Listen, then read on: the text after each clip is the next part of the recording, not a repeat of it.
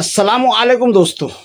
ईद की छुट्टियां ख़त्म हो चुकी है और अब संजीदा होने का टाइम है, क्योंकि 1 अप्रैल से पूरे महाराष्ट्र में एसआईआर का सर्वे होने वाला है। आपके घरों पर बीएलओ पहुंचने वाले हैं। उससे पहले आपको किस किस दस्तावेजात की तैयारी कर लेनी चाहिए, आज इसी बारे में बात करने वाले हैं। सीधे साफ और आसान लफ्ज़ों में बताऊंगा। तो चलिए बिना टाइम गंवाए वीडियो को शुरू करते हैं। तो मैं हूँ फैयाज़ अहमद अंसारी और आप देख रहे हैं फैयाज़ ब्लॉगर चैनल। और एसआईआर के लिए जब सर्वे होगा तो इसके लिए बीएलओ आपके घरों पर आएंगे। पूरे महाराष्ट्र में सेंट्रल गवर्नमेंट ने जो 4 कैटेगरी में डिवाइड किया है हमारे लोगों को, और एसआईआर का ये सर्वे किन लोगों के लिए, सबसे पहले ये समझिए। आज की तारीख तक जो भी लड़का या लड़की, मर्द, बूढ़े, नौजवान 18 साल या उसके ऊपर के हैं, उनके लिए ये सर्वे हो रहा है। तो जो लोग भी 18 साल या उसके ऊपर हो चुके हैं, उन लोगों को अपने दस्तावेजात तैयार कर लेने चाहिए। बीएलओ ने 4 कैटेगरी में आप लोगों को डिवाइड किया है। सबसे पहले ए कैटेगरी में जो लोग आते हैं वो 1987 से पहले जो लोग पैदा हो चुके हैं और उनका नाम 2002 की वोटर लिस्ट की यादी में है। ए कैटेगरी में वो लोग आते हैं। बी कैटेगरी में वो लोग आते हैं जो 1987 से पहले पैदा तो हुए हैं पर उन लोगों का नाम वोटर लिस्ट में यानी 2002 की यादी में नहीं है। अभी की यादी में है या नहीं, उस पर हमें कोई बहस नहीं करनी है। 2002 की यादी में अगर 1987 से पहले पैदा होने वाले लोगों का नाम नहीं है तो वो बी कैटेगरी में आते हैं। सी कैटेगरी में वो लोग आते हैं जो 2004 1 दिसंबर से पहले पैदा हुए और 1987 के बाद पैदा हुए, ऐसे लोग सी कैटेगरी में आते हैं। और 2 दिसंबर 2004 के बाद से जो लोग पैदा हुए हैं और अभी आज की तारीख में उनकी उम्रें 18 साल हो चुकी हैं, ऐसे लोग डी कैटेगरी में आते हैं। और इन सब लोगों के लिए जो दस्तावेजात की ज़रूरत है हम उस पर चर्चा करेंगे। जो ए कैटेगरी के लोग हैं जिनका 1987 से पहले पैदाइश हुई है और उनका 2002 की यादी में नाम है, उनके लिए फ़िक्र करने की ज़रूरत नहीं है। उनको अपनी जो है 2002 की यादी का जो आपका सीरियल नंबर वगैरह है वो आपको दिखाना होगा। और 2002 की यादी को किस तरह से चेक करना है, उसकी जो डाउनलोड लिंक है वो मैं आपको इस वक्त स्क्रीन पर चला दे रहा हूँ। आप इस लिंक को जो है सिर्फ़ और सिर्फ टच कीजिए। मैं डिस्क्रिप्शन में भी इस लिंक को डाल दूंगा, आप इसको टच कीजिए। आपके मोबाइल के ब्राउज़र में ये लिंक ओपन होगी। उसके बाद आपके पास 2 ऑप्शन आएंगे। एक डिस्ट्रिक्ट का आएगा, आप नासिक डिस्ट्रिक्ट डालिए और उसके बाद नीचे के ऑप्शन में आप मालेगांव पर टच कीजिए और उसके बाद आपके सामने आपकी शहर की पूरी यादी ओपन हो जाएगी। उसमें आपको जो वार्ड्स वगैरह दिख रहे होंगे, आपको उन वार्ड्स में आपका जो भी वार्ड है, नया पूरा और जो भी है, आप उसके बाजू वाले पीडीएफ को डाउनलोड कर लीजिए, उसको ओपन कीजिए और उसमें आप अपना नाम ढूंढिए या अपने माँ बाप का नाम ढूंढिए। अगर आपको ये सब मिल जाता है तो फिर आपके लिए ज़्यादा फिक्र करने की ज़रूरत नहीं है। आप इसका स्क्रीनशॉट निकाल करके रख लीजिए। उसके बाद आपको ये करना है, एसआईआर के लिए जो वैलिड डॉक्यूमेंट है, जो सबसे स्ट्रॉन्ग डॉक्यूमेंट हैं, सिर्फ और सिर्फ 3 हैं। एक आपका जन्म दाखिला है, एक आपका पासपोर्ट साइज पासपोर्ट है और एक आपका कास्ट सर्टिफिकेट है। और जाहिर है मालेगांव शहर में हम लोगों ने कभी भी कास्ट सर्टिफिकेट को इतना इंपॉर्टेंस नहीं दिया है, तो मैं समझता हूँ 99% घरों में कास्ट सर्टिफिकेट होगा नहीं। और मैं समझता हूँ कि मुश्किल से 10% लोग ऐसे होंगे जिनके पास पासपोर्ट होगा। यानी सिर्फ और सिर्फ जन्म दाखिला वो वाहिद डॉक्यूमेंट है जो आपके पास होना चाहिए। जन्म प्रमाण पत्र, मैं आपको जन्म प्रमाण पत्र कह रहा हूँ, आपको एलसी नहीं कह रहा हूँ। बहुत सारे लोग जो है ये समझ रहे हैं कि हाँ हमने अपना जन्म दाखिला बचपन में अपनी स्कूलों में जमा कर दिया था और उसके बाद हमको एलसी मिला है। याद रखिए, ये एलसी एसआईआर सर्वे के लिए वैलिड नहीं है। वैलिडेशन में जिन लोगों ने 10वीं पास किया है या 10वीं का बोर्ड एग्जाम दिया है, उसमें फेल हो गए हो तो भी चलेगा, उस बोर्ड एग्जाम की कॉपी जो है हमारे लिए वैलिड होगी। ये भी एक स्ट्रॉन्ग डॉक्यूमेंट में आता है। अगर आप 10वीं से कम पढ़े लिखे हों तो आपका स्कूल का एलसी किसी भी तौर से आपकी मदद नहीं कर सकता है। तब आपको क्या करना होगा, इन 4 कैटेगरी में जो है मैं सीधे और साफ लफ्ज़ों में कहना चाहूँगा, एक कैटेगरी वालों के लिए ज़्यादा फिक्र की ज़रूरत नहीं है। आपको अपना सिर्फ और सिर्फ वोटिंग का वो आपको बताना होगा। उसके बाद अगर आपने अपना एड्रेस वगैरह चेंज किया हो तो फिर आपको जो है आपका एड्रेस प्रूफ वगैरह देना होगा, ताकि आपके घर पे जब बीएलओ आए तो वो आपका एड्रेस चेंज करके आपके सही वार्ड में आपका वोटिंग का नाम डाल सके। और अगर आपने एड्रेस वगैरह चेंज नहीं किया तो आपको फिर ज़्यादा फिक्र करने की ज़रूरत नहीं है। मेरा हिसाब से पूरा 100% काम आपका बीएलओ कर देगा।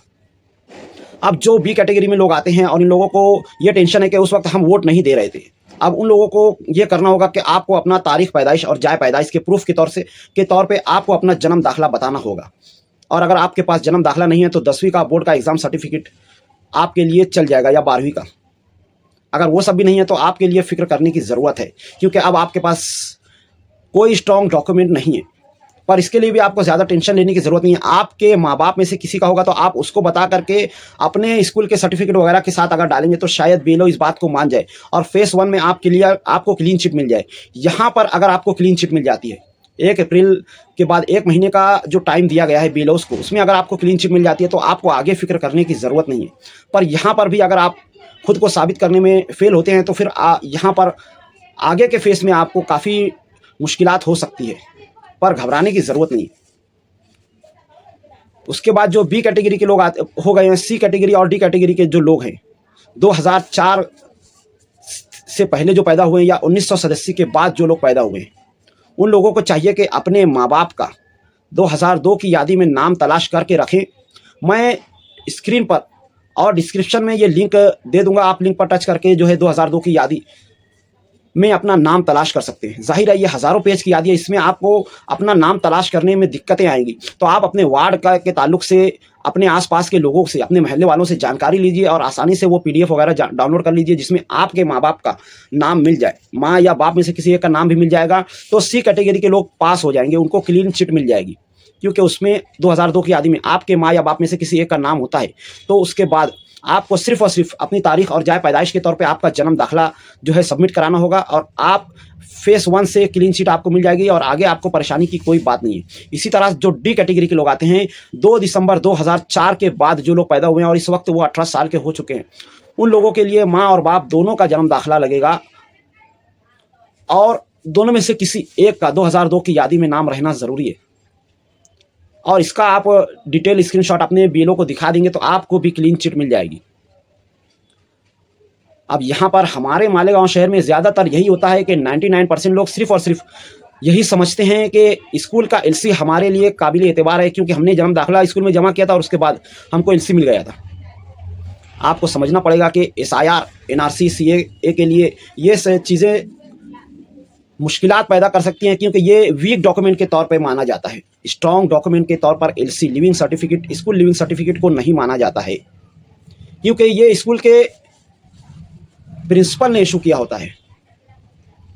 10वीं और 12वीं के बोर्ड का जो आपको रिजल्ट या फिर हॉल का जो टिकट वगैरह मिलता है या इस ताल्लुक से जो भी बोर्ड ने आपको इशू किया है वो स्ट्रांग होता है, वो चल जाएगा।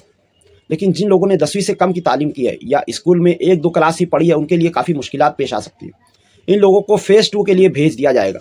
तो बेहतर यही है कि अगर आपके साथ ऐसा होता है तो आप अपने माँ बाप का जन्म दाखिला वगैरह तैयार रखें और उसके साथ अगर आप बीएलओ को देते हैं तो हो सकता है कि बीएलओ के ज़रिए आपको क्लीन चिट मिल जाए और आप यहाँ फेस 1 में ही क्लियर हो जाएं। तो बेहतर तौर पर यही है कि आप अपने डॉक्यूमेंट्स को पहले से तैयार कर लें। हालांकि ज़्यादा फिक्र की ज़रूरत नहीं है क्योंकि बीएलओ आपके पास कम से कम महीने में 3 बार ज़रूर आएगा और आपको जो फॉर्म्स वगैरह देगा उसके लिए आपको रहनुमाई भी करेगा, अपना नंबर भी देगा, आपको जो भी परेशानी आती है इस ताल्लुक से भी करेगा। और इस ताल्लुक से हमको जागना बहुत ज़रूरी है। जितने भी लोगों के पास जन्म दाखिला वगैरह नहीं है और 10वीं का सर्टिफिकेट है तो उनको फिक्र करने की ज़रूरत नहीं है, पर जिनके पास जन्म दाखिला नहीं है और स्कूल के एलसी पर वो लोग एतमाद करके बैठे हैं उनके लिए फ़िक्र करने की ज़रूरत है कि अब हमें क्या करना चाहिए। और इसके लिए आप कानूनी रहनुमाई लें, अपने बीएलओस के पास फ़ौरन जाएँ। और अल्हम्दुलिल्लाह व्हाट्सएप पर ऐसे बहुत सारे लिंक्स वगैरह और बहुत सारे पोस्ट वगैरह चल रही है जिसके ज़रिए आप अपने महल्ले के, अपने वार्ड के बीएलओस का नंबर, नाम, एड्रेस वगैरह मालूम कर सकते हैं और आप इस ताल्लुक से जागिए और वोटिंग लिस्ट में अपना नाम दाखिल कीजिए। एसआईआर, स्पेशल इंटेंसिव रिवीजन, जिसका फुल फॉर्म होता है, इसका मकसद ये है कि जितने भी बोगस वोट या ऐसे लोग जो मर चुके हैं उन लोगों का नाम वगैरह काटा जाए और ऐसे लोग जो इस वक्त 18 साल के हो चुके हैं उनका नाम वगैरह डाला जाए और एक साफ वोटिंग लिस्ट मरकज़ी सेंट्रल गवर्नमेंट को रवाना की जाए। इसकी कोशिशें की जा रही है और इसके लिए आप लोगों को जागरूक रहना ज़रूरी है क्योंकि आगे चल करके अगर एनआरसी, सीए और इसी तरह का कोई भी कानून लागू होता है और आपको आपकी शहरियत पर सवाल किया जाता है तो ये चीज़ आपके लिए मददगार साबित हो सकती है। तो आज की वीडियो में अगर आपको कुछ समझा नहीं है, आपको कोई परेशानी है तो कमेंट में ज़रूर बताएं, मैं इस ताल्लुक से आपके कमेंट का ज़रूर जवाब दूंगा। तो मिलते हैं अगली वीडियो में, तब तक के लिए खुदा हाफिज़। अस्सलामु अलैकुम वरहमतुल्लाहि वबरकातुहू।